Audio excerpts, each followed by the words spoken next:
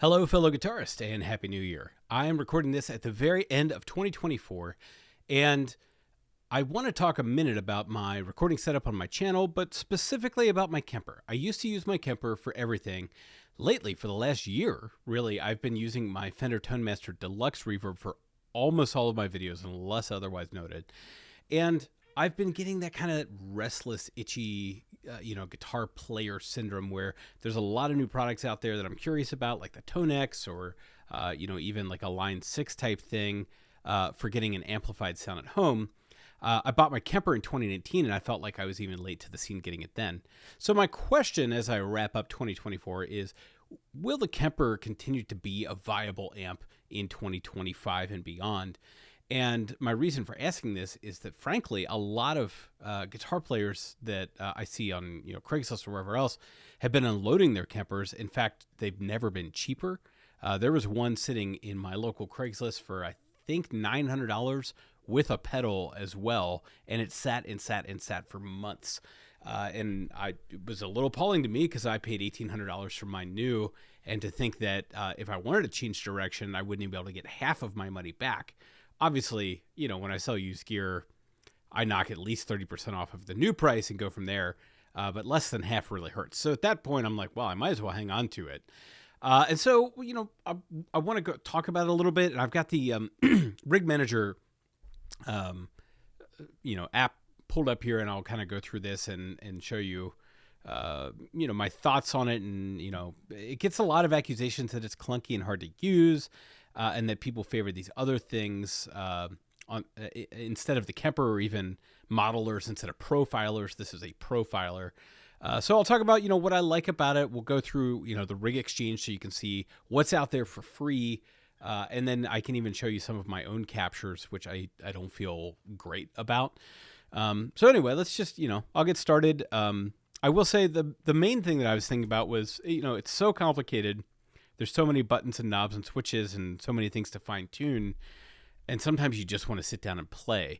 So I had thought about getting the little Victory, pedal in a box thing that's still like $1,000 just for the Victory Duchess. I think maybe $900 or something. But anyway, I was looking at that, and then I was like, you know what? Instead of dropping $900, why don't I spend $15 for a professionally profiled one and see what I can get? So that's what I did from, I think his name is pronounced Robbie.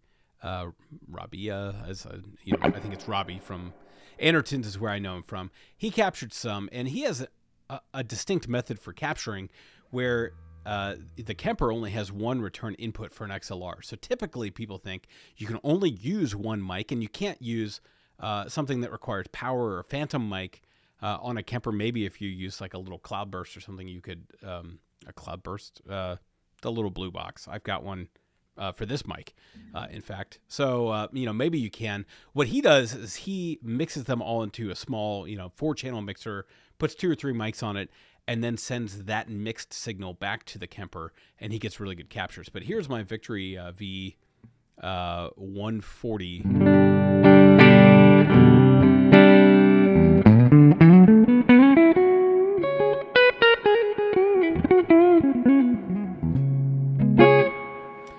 That's a pretty nice clean sound.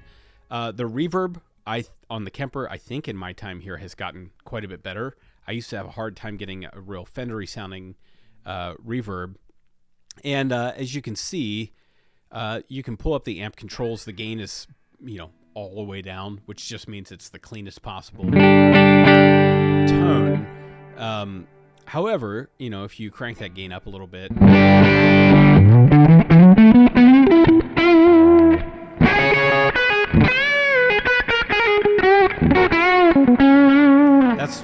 that's what the amp sounds like when you start to push it a little bit. Now, it's not a liquid profile, which is a new thing for Kemper.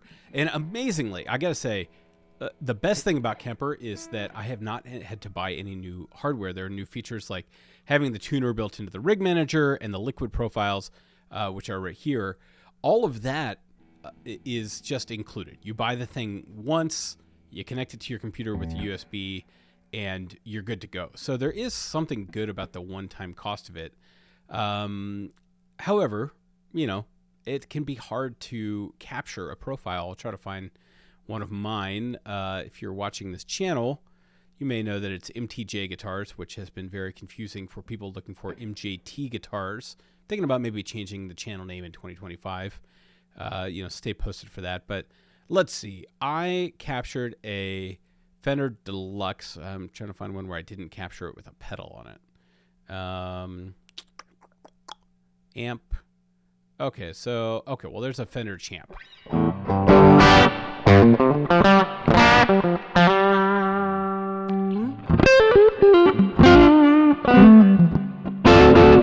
Now, I captured that before liquid profiling was a thing, and I actually captured it. It was an actual 1968 Fender Champ that I had in my possession for about a year.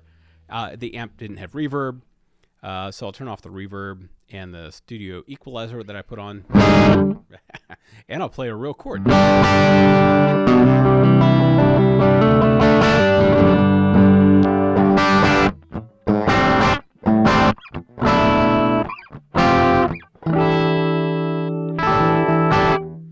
If I roll the volume off my guitar a little bit, let's see, we'll go to the neck pickup.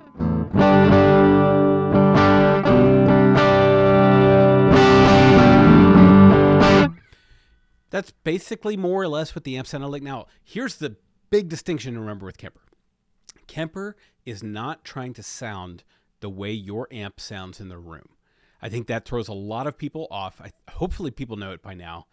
But it is capturing your guitar amp as it would be mic'd in a studio or live. And that's a small but very subtle and important distinction, because the way my amp sounds to me in the room with the big 12-inch speaker is very different than how it sounds when it goes to an engineer through, I usually use a Sennheiser E906, I think is what it's called, or the Shure SM57. What they're getting, and this always bothered me when I would play somewhere and they made me, make the amp face me and turn it down and drop a 57 in front of it, and then it would come back to me and the monitor would sound all pinched and nasally, and it's like, well, anyone not within earshot of your amp, that's what they're actually hearing out in the house when you're playing.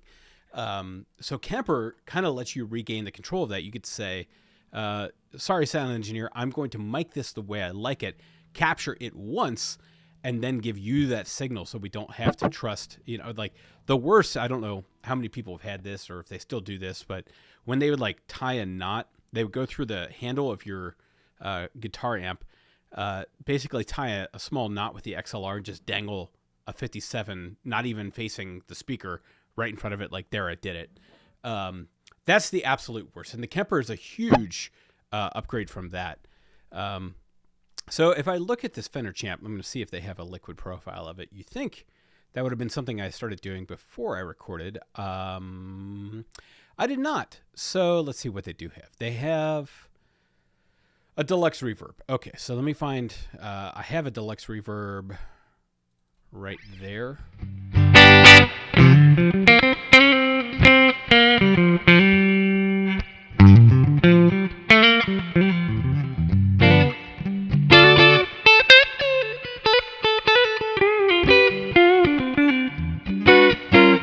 Okay, so that was my 68 reissue Fender reverb, and now what I can do is say, okay, that was recorded on a deluxe on the normal channel, and these settings update, see it grayed out the middle because there is no mid control on that. So now the Kemper knows, okay, that's what that amp was, and it can more accurately mimic the gain stages, what the bass and treble knobs actually do, rather than just kind of a generic bass and treble sound. It's like, what does the treble sound on a deluxe actually do?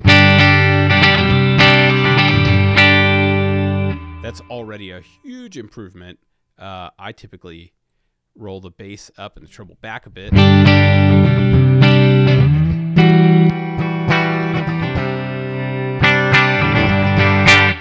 Now, I captured that, and I think probably with a E906 on center, that was a 68 custom deluxe through the built-in cab with an Eminence Swamp Thing speaker. And I think that's a pretty faithful recreation of what the guitar amp sounded like if I recorded it. And you hear that growl that kind of starts. And sometimes these gain controls kind of go artificially high, although with the liquid captures, That's that kind of throaty, broken up Fendery sound. You know, people aren't typically cranking those amps to their max, but you can do the same thing with, here's an AC15 that I captured. I'm going to turn off the equalizer there. And again, I haven't even revisited these captures, but this was, I would be, okay, there it is. So I don't use the top boost. I'm going to call it the AC30 because it should be the same controls. And all of a sudden, it sounds a lot more like an AC30 or an AC15.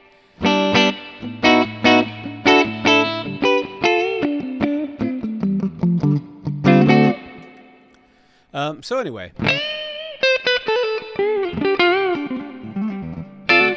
I saved myself a fair bit of money by re-exploring my Kemper and not buying a Victory amp, because when I wanted a Victory sound for one thing, I was able to just, I do a lot of captures, you can see. I also pay for a fair number of captures. So I've probably got, I don't know, another $100 invested. It's not a ton of money, but on top of an $1,800 amp, it feels like, you know, that's a good bit of money. So there's that Victory again that I paid for. So what excited me most about the Kemper when I first got it was, one, I can play with headphones on, and it actually sounds like my amp. It actually sounds like my rig, and it takes pedals, just like an amp. I have not noticed any drop off there. But what really piqued my interest initially was the rig exchange, and I've got to be honest, the rig exchange has been a disappointment to me. In my experience, people are, one, bad at capturing their amp, and some of them are so bad and so unusable, you wonder why someone would upload it to share on the Rig Manager system, other than, they don't know it's bad or it's a very particular sound for them.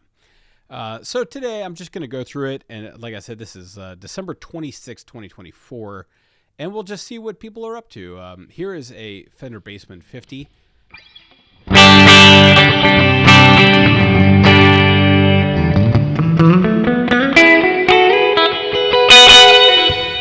Okay, so a couple notes there. One, that amp volume is crazy high.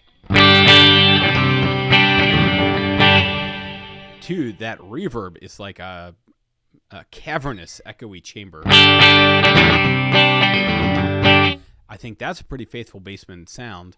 And here's the cool thing: you can swap this stuff out before you commit to adding it to your rig. So if I go spring reverb, reverb. Oh boy. Spring reverb, spring fan.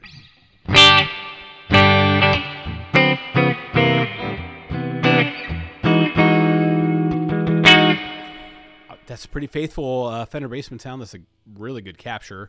And if you crank a Bassman,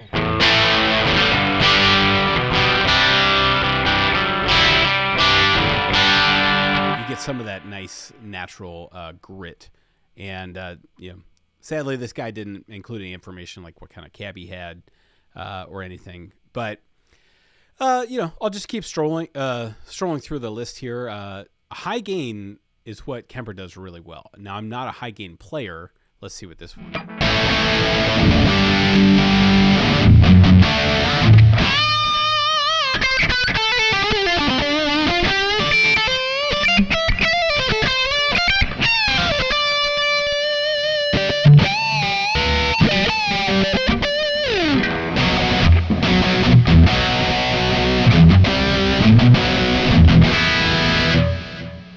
I mean, I'm not a diesel player. That sounds pretty great to me. Like, basically no notes. I would do a little tweaking if I was going to keep it. Now look at this. Okay, so this one guy is doing really good captures and has uploaded a lot of them.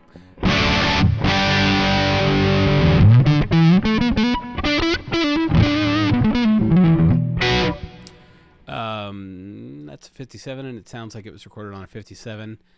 So let's keep strolling. The real trick is, it's fun to browse this and find good things every once in a while.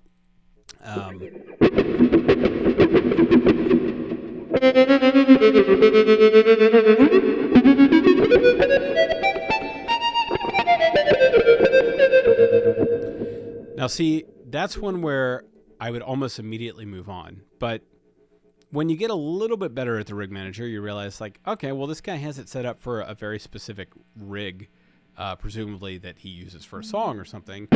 So if I turn off that wah and the tube bias tremolo that he's got on the back end, you look at the little sequencer here, by the way, you can put 4 pedals in front, 4 effects or pedals on the back of the cabinet. And now that just sounds to me like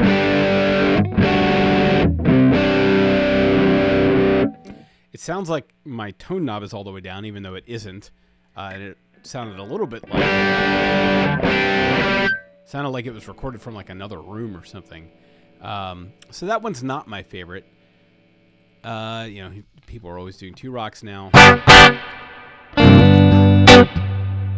That is quite loud. Hurt my ears. So I'm just going to roll that amp.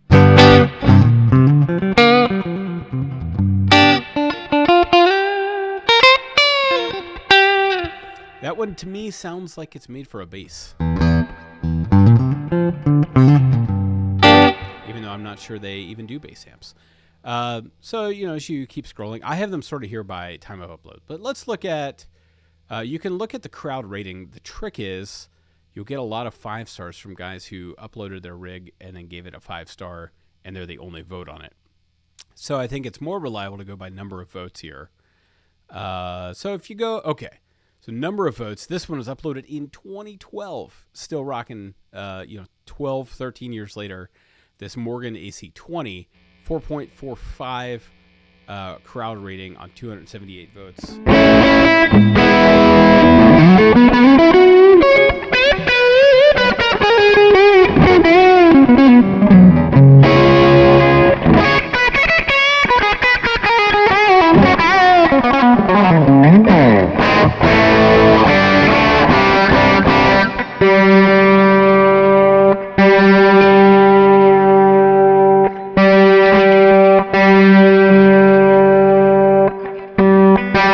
In case it's not obvious, I am playing a Gibson. And you can hear that G string out of tune, and it just keeps missing. I've got locking tuners on it, and still nothing can overcome it. So anyway, that one is very worthy of its ranking there.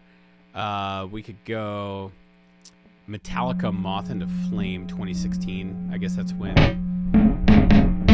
Hardwired to Self-Destruct came out. Just moving my finger across the strings, I can hear the level of noise coming out.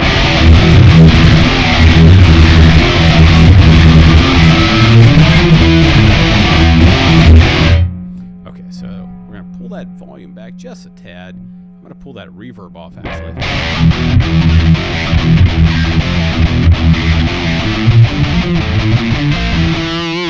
I actually forget how that riff goes.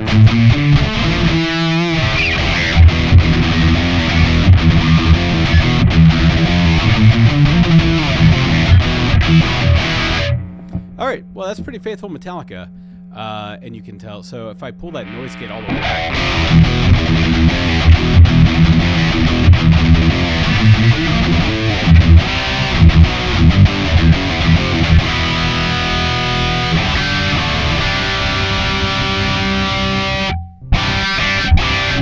then obviously noise gates get really obnoxious.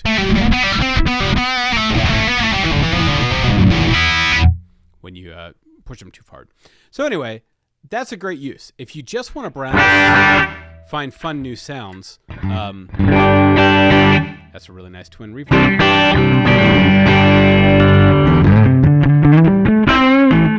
And I'm guessing 2013, obviously that is pre-liquid profile, so I could even take someone's old and convert it to a liquid. And say, hey, can we clean that up a little bit? To,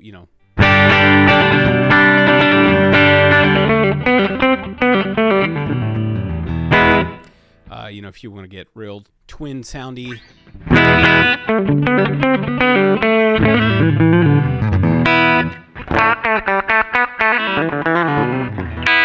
Yeah, clean with a compressor is how I think of a twin, mostly because I think of it as a country amp. But here's where the problem comes in. When you really want a specific amp.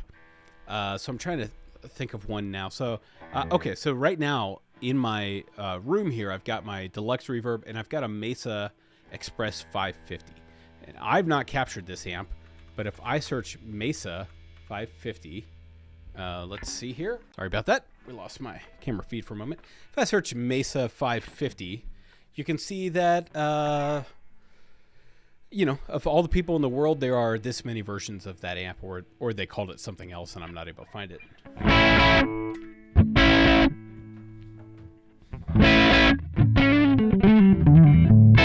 Now, I really appreciate this. Whoever uploaded this, Carl here, has turned off all of his effects, so you can just hear the capture.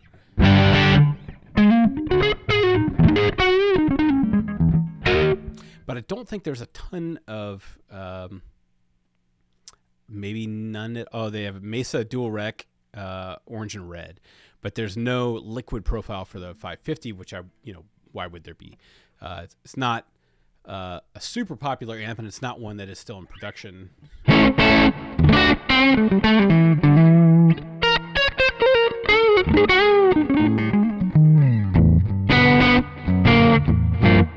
So if I wanted the real clean setting on it, I don't think this is it.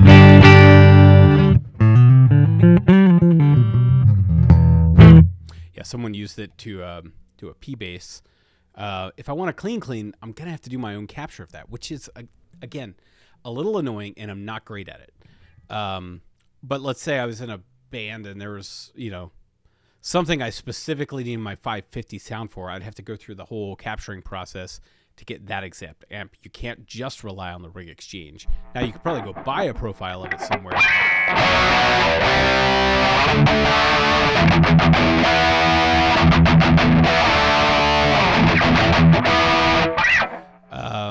I don't know if mine even gets that heavy.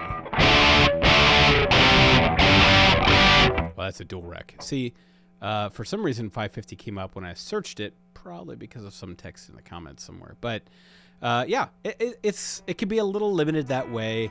Then when you search, like, I don't know, Dumble, you'll get I would expect actually quite a few more results than that. But this one's called Lenny SRV, recorded on are they called Seriatones? I'm familiar with the amp, but I've never played one in person. He's using a Dumble Steel String Singer clone pedal on the Seriatone amp to get this sound.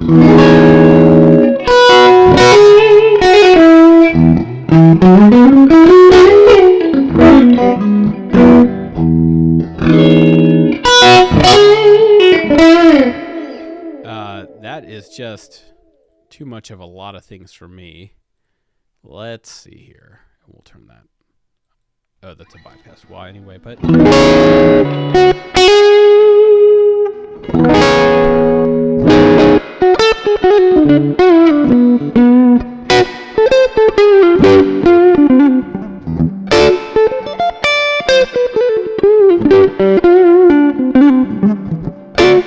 So the other thing is, there's no reason this would be the case, but there is no level matching, simple level matching option from amp to amp, which makes sense. If I have 6 amps in my room, they're not by default going to be the same output sound as each other, especially if you have them rigged for different gain stages. But in a performance, you will want, if you want to switch between amps, you don't want to hack off your sound guy. I have always found that my sound guy will set my volume for the show based on the loudest sound I demonstrate in rehearsal. So if I have a really loud driven amp, but I'm playing most of the set clean, I will disappear in the mix for most of the set, which is bad. That could just be a bad sound guy. Oh, hey, look at that. A Marshall Class 5 with a Dumble from the Way Huge Overrated Special pedal, captured by yours truly.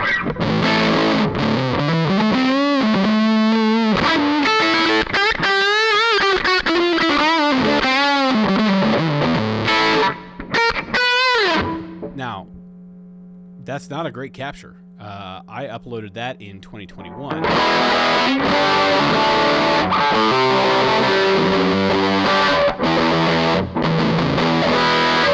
But a Marshall Class 5 all the way up is pretty stinking loud.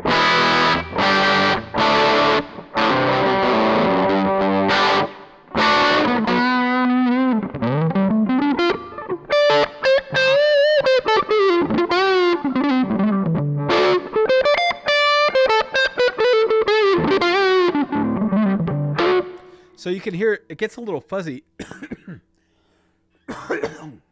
Excuse me. It gets a little fuzzy when it's all the way broken up, and that Dumble pedal, the way huge, which everything claims to be a Dumble pedal, but gives it just a little bit of that like mid trebly punch and articulation. I would not have uploaded that today. We'll put it that way. That being said, after I tweaked with it and corrected things from my former self, I think it is usable. And knowing myself, I probably was playing a Strat with it. Let's see. Nope, humbucker. So everything I'm saying is wrong, and the people uploading terrible profiles are me. But all of that to say, let's say I just want that clean, jangly AC15 Vox sound. In fact, the one that I just reviewed last week on my channel was the Strymon Iridium.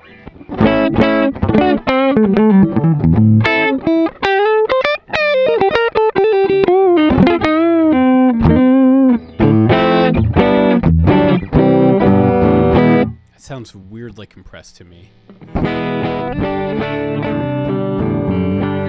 But let's go to the highest rated one.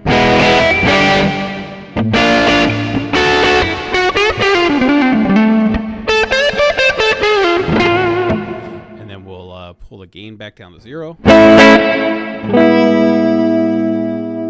down a little bit, and we're going to change that to a spring reverb, which I think is what a Vox has anyway.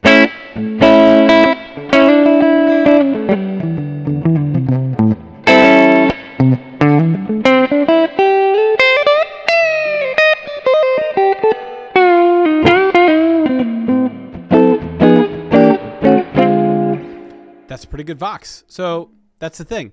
The marketplace is getting bigger, but if you don't sort by ratings, you have to go through all of these different versions of a Vox.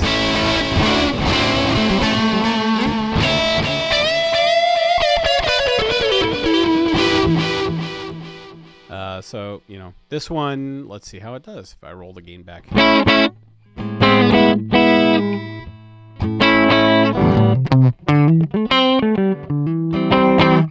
Yeah, so once you clean them up and you put your own pedals and stuff on them, it's a lot of tinkering with it just to get a Vox sound.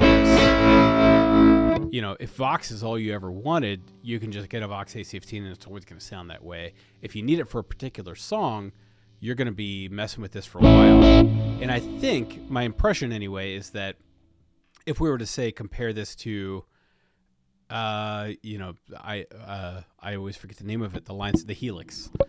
The Helix has, from line 6, this is our Vox AC15 sound. It's going to start with like a clean AC15 the way that you would, and then you tailor it from there. So all of them require a little tweaking, but these ones you have to consider like, what mic did they use? Where did they have the mic? What's the speaker? All this other stuff. And those aren't like IR speakers. That's like someone actually had, probably the Blue Bell or, oh boy, it's not a Blue Celestion. It's the one with the dog on it or something. I don't know. Anyway, it's a complicated platform. And as you can see, my profiler, I have 863 amps saved. I've got this many amps just by itself.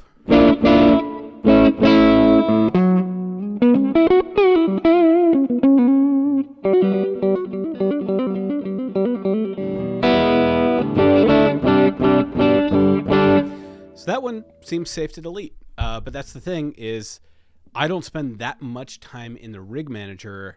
I mostly want the amp to sound one of 4 different ways. And it feels like a waste to have this huge profiler and only use 4 amps on it, or even fewer than that. If, most of the time I'm using 1 amp. So I think if I had it to do over again, I wouldn't buy the Kemper, but not because of the Kemper, but because of me. What I've learned about myself as a guitar player is that I pretty much want my sound, and I want to plug in and do it. It is fun every once in a while. If I'm learning, Master of Puppets or something, as if I'm still in high school doing cover bands, I'm guessing there's probably someone on the Rig Exchange that has captured what they think is the Master Puppet sound. There it is. And that's from 2014.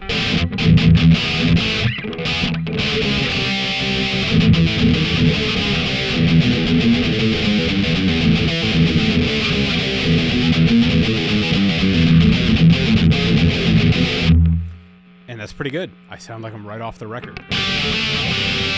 So I think if I was like a cover band, going to weddings and stuff like that, and I wanted to capture a bunch of specific sounds everywhere I go, the Kemper would be an incredible thing. Or if I was a studio session musician and, I wanted to get, I don't know, I'm trying to think of like a jazzy amp, maybe even just a jazz chorus.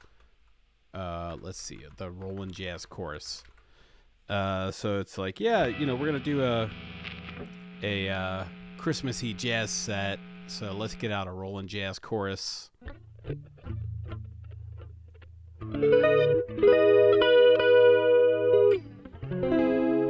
Now, you notice they didn't capture the chorus as part of the amp. They added the chorus afterwards, which I think is the smart way to do that.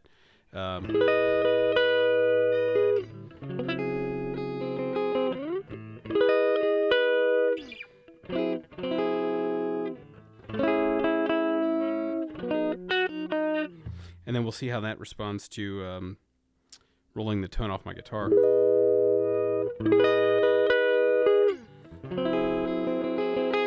Want that compressor off of there. I don't like that.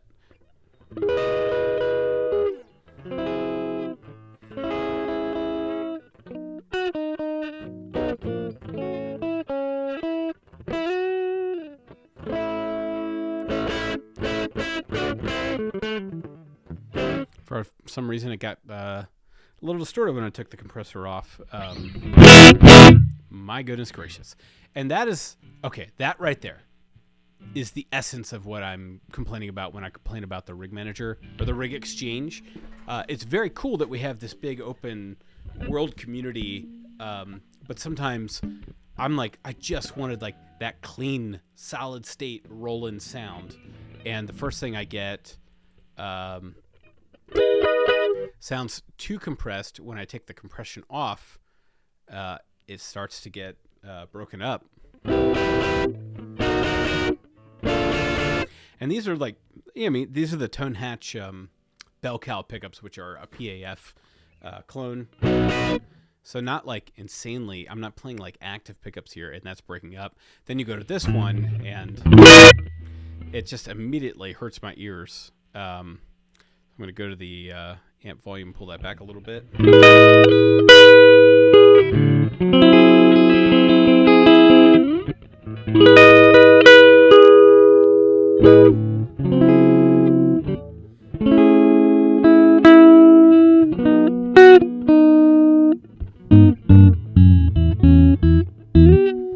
So I don't know how he got that so loud. That's an SM57. He must have just had the gain really cranked while he was making that. But that ended up being a pretty good one, but I would have scrolled right past it a lot of times when I'm,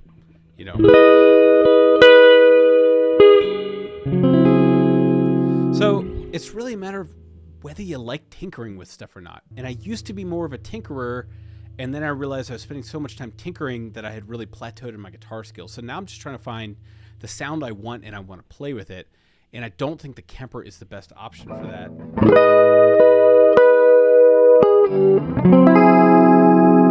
That's really nice. Again, it's got micro pitch. If I take all that stuff off and just hear the amp. That one is, again, starting to get broken up, and the gain can't go any lower. So I like everything he did to it in post capture, but the capture itself didn't quite work for us. I mean, you just keep going down the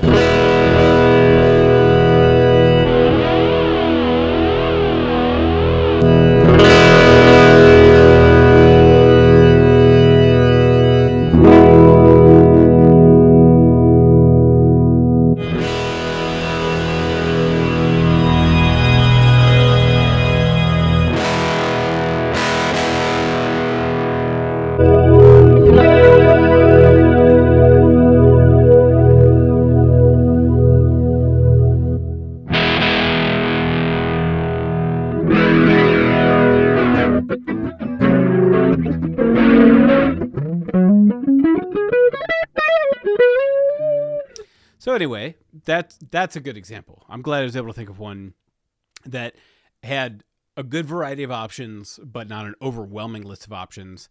And you can see if I really wanted to just nail that jazz chorus sound, I'd have to get one of these and tinker with it, find a buddy with a jazz chorus, borrow it, get my mics out and do a few captures and, mess with even the capture. You have to do some refining, and then you set your, I usually set a studio EQ and a few other things, and you get your reverb just right.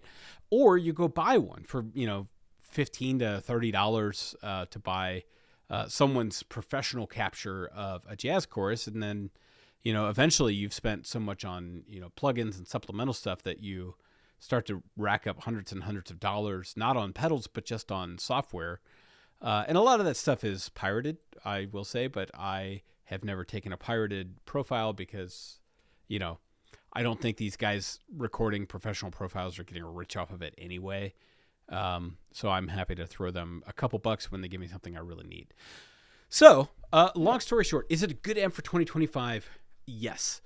Is it like the best at-home practice amp? No. Is it a pretty good studio amp? Yes, I think so, especially if you are like a musician who goes back and forth between stage and studio.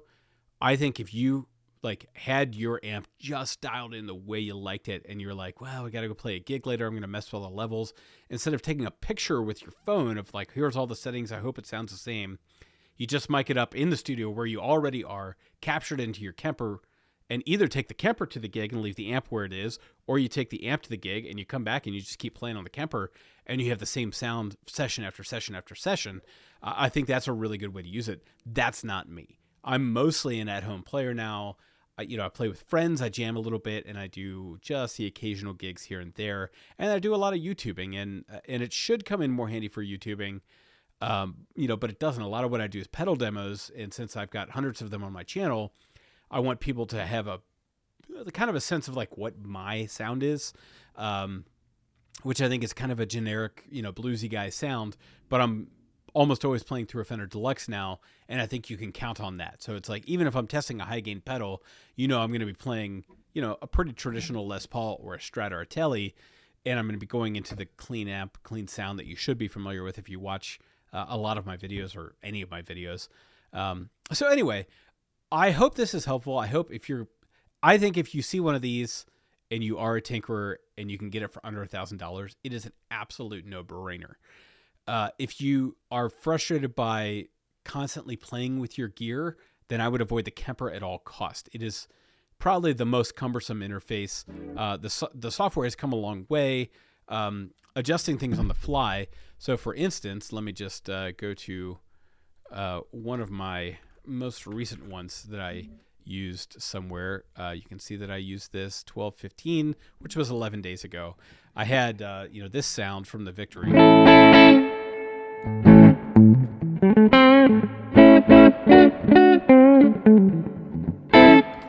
And that was exactly the clean sound I wanted, and I made a copy of that Victory that I bought. But then I needed some ambient type sounds.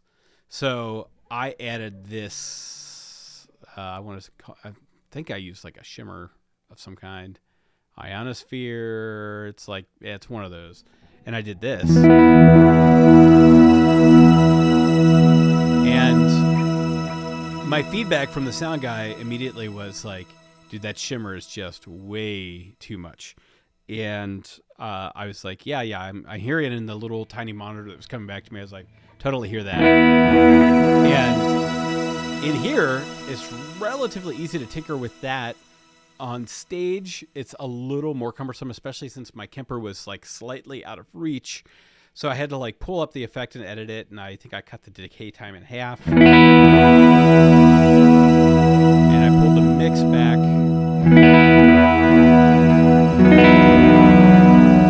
and I had a harmonic tremolo on.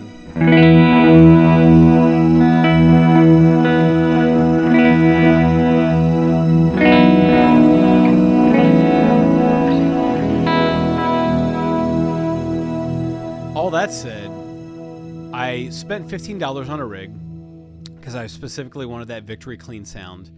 And then I spent about an hour customizing it at home, and then I had to customize it more at the gig.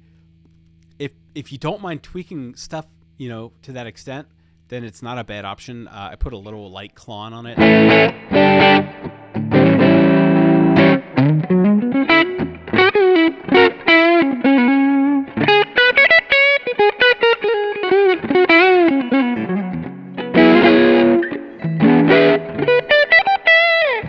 And then for more gain, I put a tube screamer on it.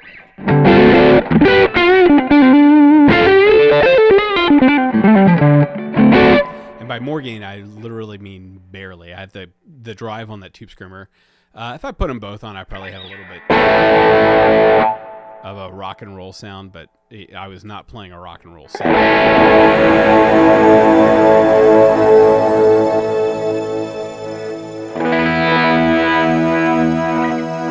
So, anyway, that's my assessment. I think if you are an experimenter, a tinkerer, then it is a great amp for you. If you can get it for under $1,000, then it's absolutely a steal.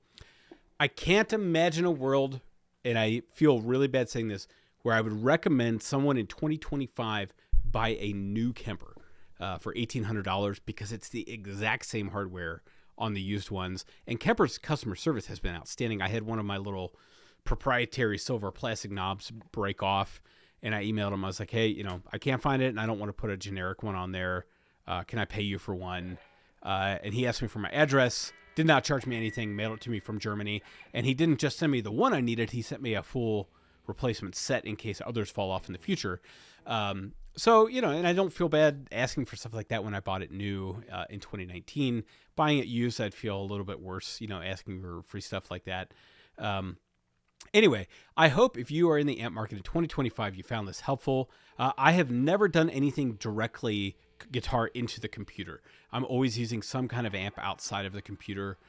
So maybe in 2025, I'll start to play with these digital plugins a little bit more. It doesn't really feel like my thing, but I have a really bad taste in my mouth from like GarageBand in 2005, which I realize is insanely outdated. And I probably need to get on board with those things. But for now, I am hanging on to my Kemper because it's not the amp I would have designed for myself or would have picked had I known everything I know now, but it is a very, very powerful tool, and I can get what I want out of it. It just requires a little more tweaking than I typically like. So anyway, this is a long video. I'll try to add timestamps, but thank you for watching. Hope it's helpful, and whatever you end up choosing, I hope you have fun making music. And leave me a comment if there's some really simple hack to getting the sound you want out of a Kemper very, very quickly and very easily that I've somehow missed in all this time. Oh, the last thing I'll say is while Kemper does keep updating things, I have noticed I wanted to know if I can display my tuner here in the rig profiler. So I Googled it, and the first result was like a Reddit forum from 2020. And I had to scroll through and read, and saw that in a comment just a month or two ago, someone said hey, they have the tuner in the rig manager now. And I was going through here. I updated my software. Everything's up to date. I couldn't find it. And then I saw that under profiler, there's the show tuner option. Although, there it is. And you can see it's a nice strobe tuner. I bet people wish I had demoed the tuner before I played and talked for 40 minutes, but it's kind of a nice always on feature. And the fact that 12 years after the initial launch of the project, he's still willing to put in the time to do little things like this because people on forums are asking for it, is a great sign for, what Kemper is as a company, and that they have very good products. I will also say I have never messed with the floor controls for Kemper. Perhaps that makes it a little bit easier. I think in my case, when I needed to take that shimmer reverb down a little bit, I don't think that would have helped. I think I still would have been holding buttons, pushing knobs, turning things, and then saving it to make sure that it didn't go away if I accidentally changed amps or something. So anyway, I hope this is helpful. Thanks for watching. Please like and subscribe for more videos in the future. And if there's anything else you would like to see me do or talk about on a Kemper, if you're considering buying one, I would be happy to do another one of these, and a much shorter one, as I'm sure I have tested the limits of even my most faithful followers' patience. Thank you for watching. Happy New Year, and see you later.